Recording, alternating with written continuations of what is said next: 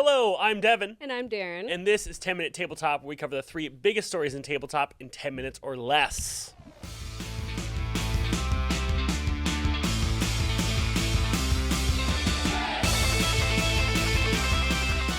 Our first story this week, Roll20 doing some big changes. Yes, and they're redesigning its virtual tabletop. They're doing surveys. They're doing to improve user experience, modernize its interface, all kinds of stuff, right? The toolbar and the layers are the 2 big things that they're changing first. Okay.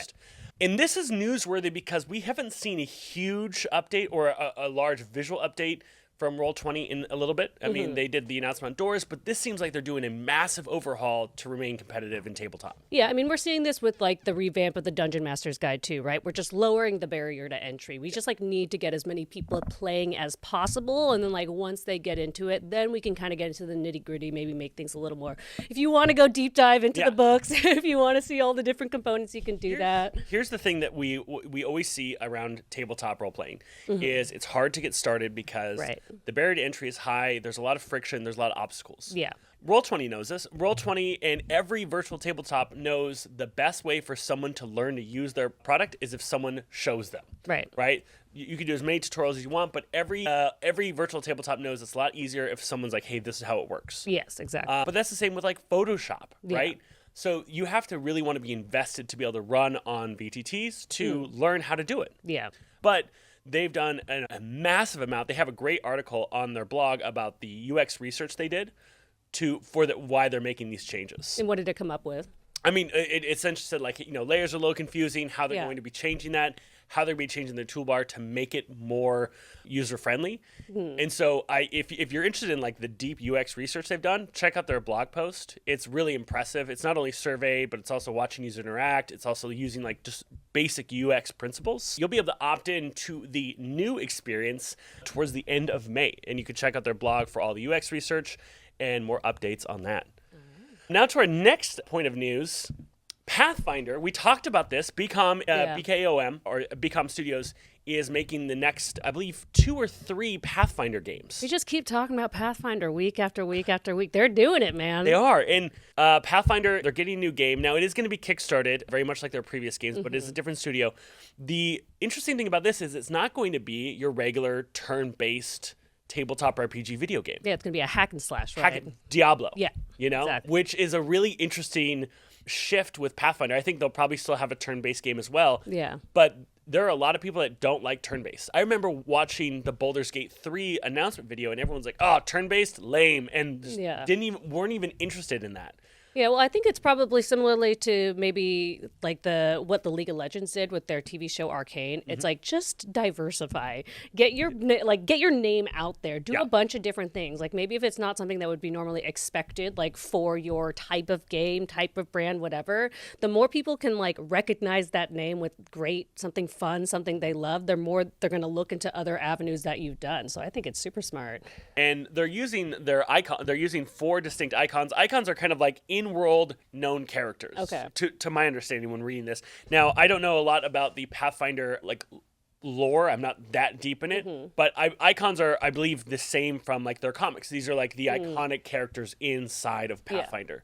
Or I think icons might be the different like iconic subclasses. Yeah, well, I'm just happy for Pathfinder because it really does seem like they're putting in work, diversifying their portfolio, and they're really trying to grow that brand. Like, Wizards of the Coast obviously has a huge leg up on everybody right now, but Pathfinder, they're putting in work. Yeah, but they're in a lot of different pots. What's interesting too is the fact that they're doing hack and slash. There's no character creation to this, really. So they're kind of really leaning in a different direction. Pathfinder is obviously notorious for character creation because there's so many options. But I do like the fact that they're not just going to release a bunch of video games that are just the same turn-based, just with a different story. Yeah. This will be kickstarted. I'm really curious to see how it does. It's really expensive to make video games. Yeah. So when you have to lean on crowdfunding, that kind of really determines like how much you can put into it. Yeah. We'll see how people respond, how many people want the hack and slash from it. So estimations right now, what do you think they're going to do in their Kickstarter? What's the standard? The number always comes to my mind of avatars, which is just like astronomical. Yeah. So I'm gonna say hundreds of thousands. They have to do hundred. Just I'll give them $1 million. $1 million? Yeah. I'm gonna say 7 million. Wow. 7 million. I think I got Devin believes in you guys. I have high hopes for Pathfinder. Devin believes in you I think, guys. especially I think a hack and slash is going to be really interesting. I think coming off of Diablo 4 and a bunch of other hack and slash, I think there's a market for it. Right.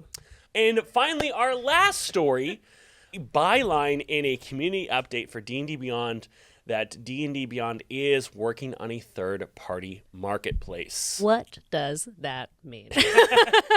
So are you familiar with DM's Guild or DriveThru RPG, where they are third-party marketplaces where people can sell their adventures? Yes, their, yes.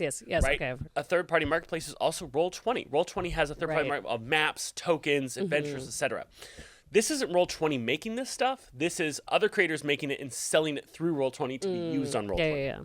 D&D Beyond, in a single, one or two sentences in a community update, says that they are working on a third-party marketplace. Now, the reason this is important is anyone who wants to make content for D&D to be used by D&D Beyond can then make it. So if you're like, I have a monster, I like to be able to sell this monster, the idea is you'd be able to sell it on D&D Beyond. Ooh. Or like, I have a subclass, I like to sell this. Or I have an adventure and it has the D&D Beyond layout. Now, this was something we had talked about very, very early about the OGL, that they should have done the focus primarily on the third-party marketplace. Yeah. Because you are then providing a tool and accessibility. It's a win-win. That's what I was thinking. I was like, why didn't they do this first? This sounds so much smarter because there are so many people who make homebrew custom items, and there are good custom item features on D&D Beyond. Yeah. But the ability to sell it and share it with people, and then things can get really popular, and then creators can get known that way.